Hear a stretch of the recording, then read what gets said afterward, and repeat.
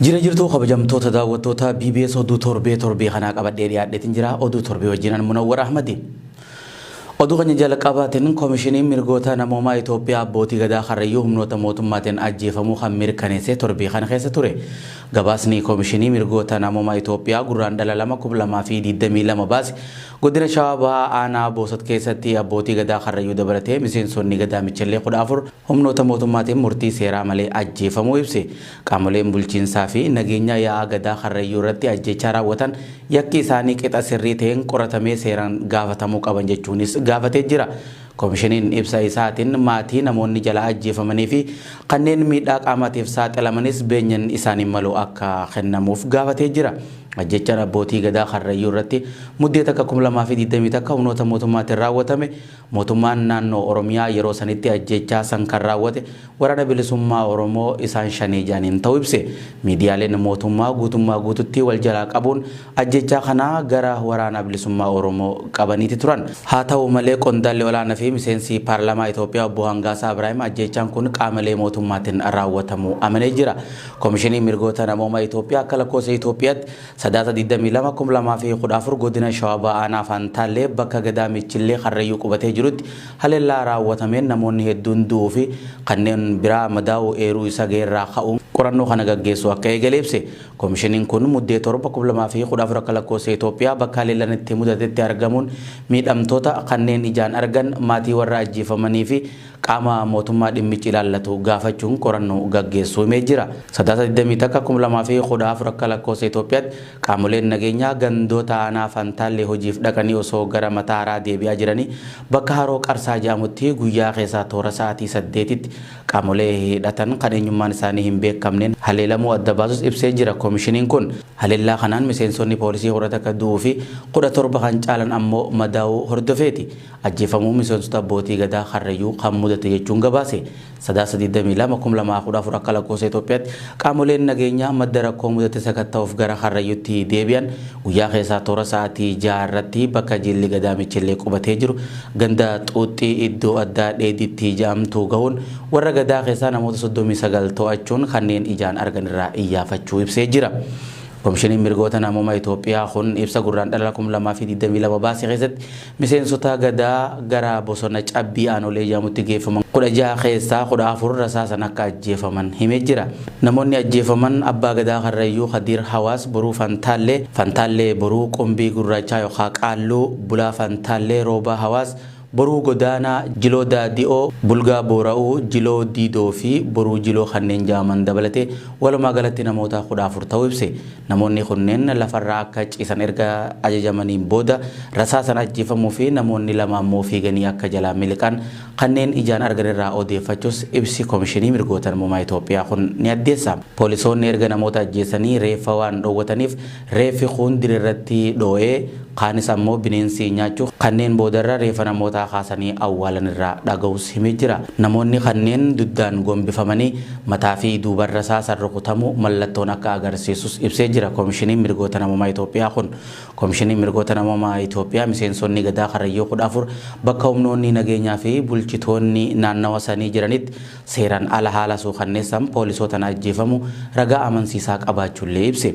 Miseensota humnaan ugguramanii harka poolisootaa turan keessaa namni tokko osoo mooraa humna addaa Oromiyaa magaalaa Mojotti to'annoo jala jiru haala suukanneessaa fi karaa seeraan ala ta'een ajjeefamus ragaa amansiisaa qabaachuu koomishiniin mirgoota namoomaa Itoophiyaa kun ifoomsee jira. Gama biraatiin ajjeechuma aanaa Boosat keessatti abbaa gadaa Karrayyuu dabalatee miseensota gadaa Michellee 14 irratti raawwatame humnoota mootummaatiin ta'uu koomishiniin poolisii Oromiyaa ibsee jira.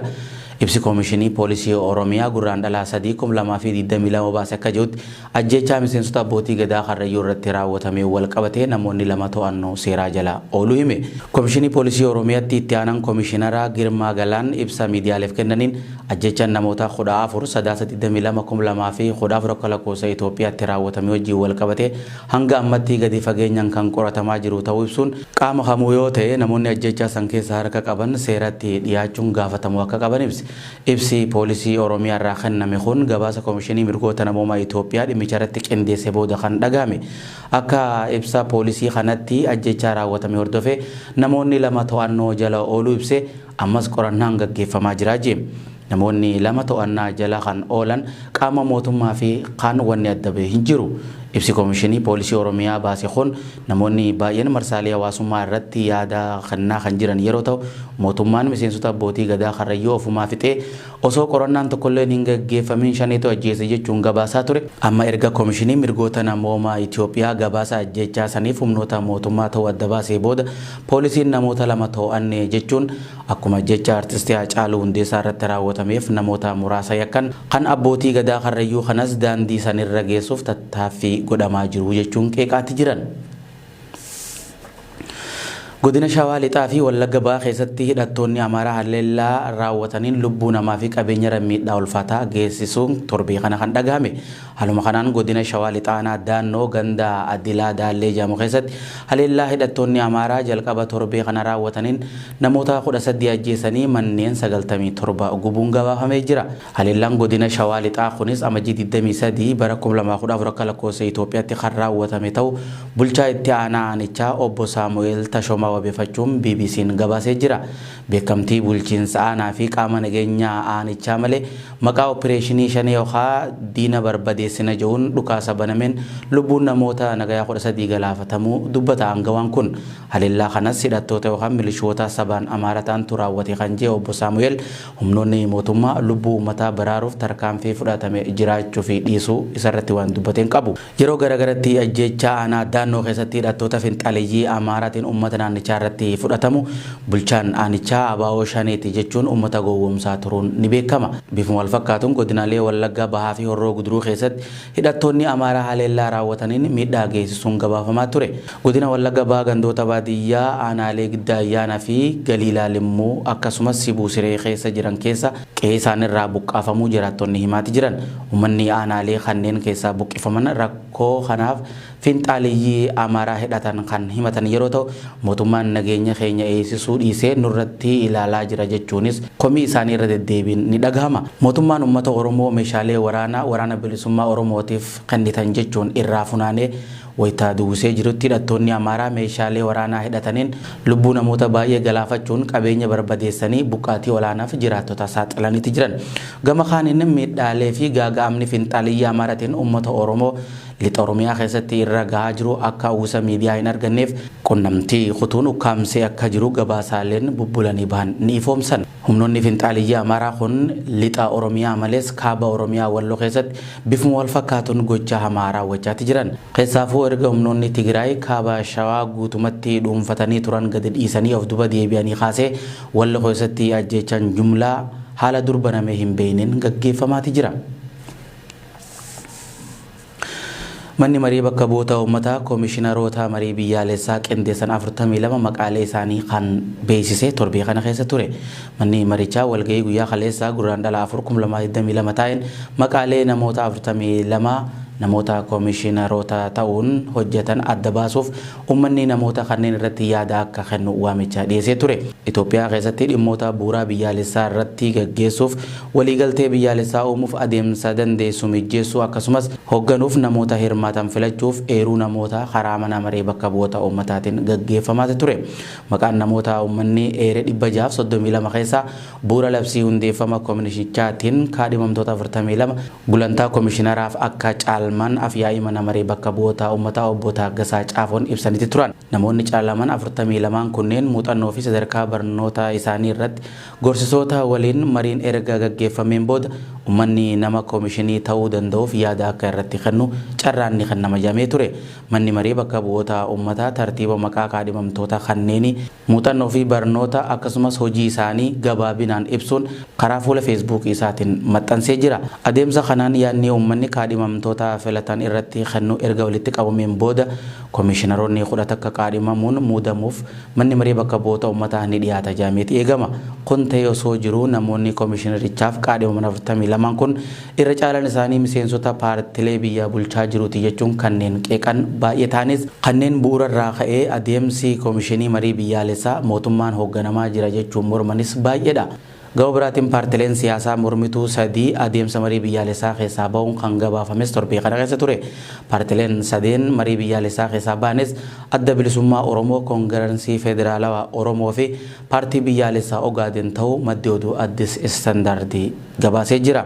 Akka gabaasaa kanatti yaamicha walgahii fi yaa'ii manni marii bakka bu'oota uummataa obbo Tagasaa Caafotiin guyyaa kaleessaa yaamame diduun keessaa hafaniiti jiran.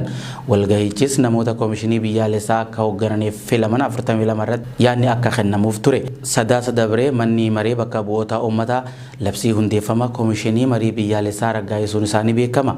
Manni marii bakka bu'oota uummataa walgahii kaleessa guraandhala 2022 taasiseen namoota koomishinii marii biyyaalessaa gaggeessan jiru 42 maqaalee isaanii barreessee jira. Maddi oduu Addis Istaandaardii qondaaltota paartilee siyaasaa sadeenuu dubbisuun gabaasaa qindeessan dura ta'an KFO Profeesar Mararaa Guddinaa walgahii afyaa'ii mana maree bakka bu'oota uummataatiin yaamame irraa hafanii jiraachuu ibsee sababni isaatis akkaataa adeemsa filmaata koomishinii marii biyyaalessaa walaba jennee hin amannu kan jedhe Profeesar Mararaan paartiin isaanii dhiyeenya kana akkaataa adeemsa marii biyyaalessaa irratti iftoominaa fi mamii qaban xalayaa muummicha ministeeraatiif erguu himee garuu deebisaa akka hin argatin dubbate. Barreessaan KFO obbo Xurunee Gamtaatis gama isaaniitiin waliigalteen biyyaalessaa akka sadarkaa idil addunyaatti qaamolee walabaa beekamtiin kennameef hin taasifamuu qaba ture. Garuu marii paartiin biyya bulchaa jiruun bu'uureeffame paarlamaa biyyattiitiin kan hoogganamu ta'ee paartiin siyaasaa fi qaamolee hidhatan kan hin dabalanne ta'uun furmaata waaraa fiduu hin danda'u jedhe. Hooggantoonni fi miseensonni paartii KFO obbo Jawaar Mohaammed, obbo Baqqalaa Garbaa fi kanneen biraa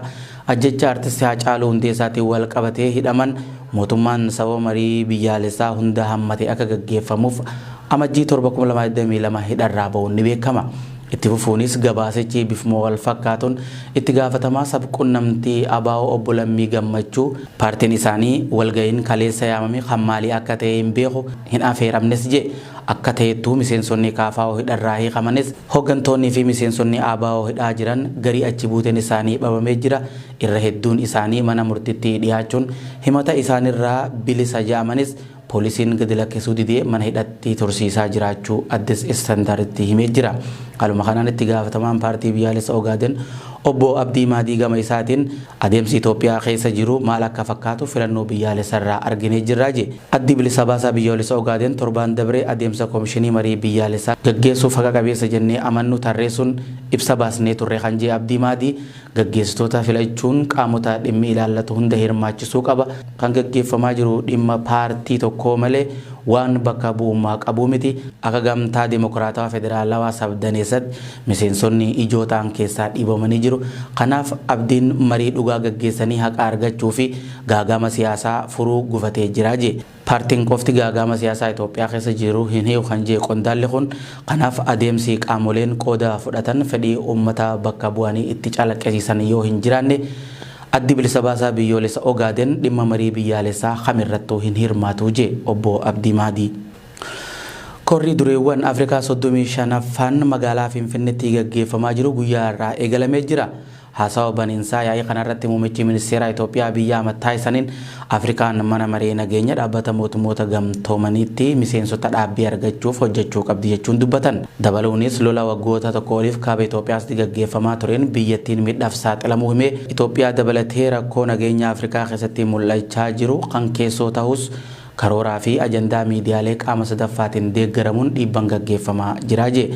Kana malees addunyaan Afrikaa malee kophaa deemuu akka hin dandeenye himuun biyyoonni addunyaa ofittummaa dhiisuu qaban jechuunis waltajjicha irratti dubbatee jira. Muummichi ministeera Abiyyi Ahmad haasaa taasisan keessatti yeroo ammaa Itoophiyaan rakkoo isii mudate akka furatetti illee dubbate. Haala kanaan Itoophiyaan rakkina ishii mudate keessaa ba'uun sochii olaantummaa seeraa kabachiisuu jalqabdetti dhukaasa dhaabuu fi shakkamtoota seeraa hiikuudhaan marii biyyaalessaaf karraa saaquun nageenyaaf hojjechaa jiraachuu dubbatan. Dabaluunis ardiin Afrikaa guddoo taatee osoo jirtu dhaabbilee addunyaa keessatti garuu bakka bu'ummaa isiin malu hin argannee jedhan. Manni maree nageenya dhaabbata mootummoota gamtoomanii dhimma Itoophiyaa irratti yeroo 10 caalaaf wal gahuun marii gaggeessuun ni beekama. Gama biraatiin yaa'ii gamtaa Afrikaa 35ffaa irra gaggeeffamaa jiru irratti pirezidaantiin Senegaal Macky Sall hooggana gamtaa Afrikaa ta'uun pirezidaantii Riippaabilika Dimokiraatawaa Koongoo Felix Tshisekedi irraa hooggansa fudhataniiti jiran. Akkaataa dambii gamtichaatiin waggaa waggaan hooggansi kana muudamu yeroo ta'u bara kana Senegaal hoogganummaa gamtaa Afrikaa waggaa tokkoof kan dursu ta'uun barameeti jira. Tolaga habiyamtoota daawwattoota BBS oduun torbee kanaaf qabannee dhiyaanne sangammaa daawwattanii hanga si wajjin ture Munawwar Ahmad ogeessa kaameraaf teeknikaa Abdii Jamaalis nafaana ture qophiilee biraatiin wal garraa nagaan tura.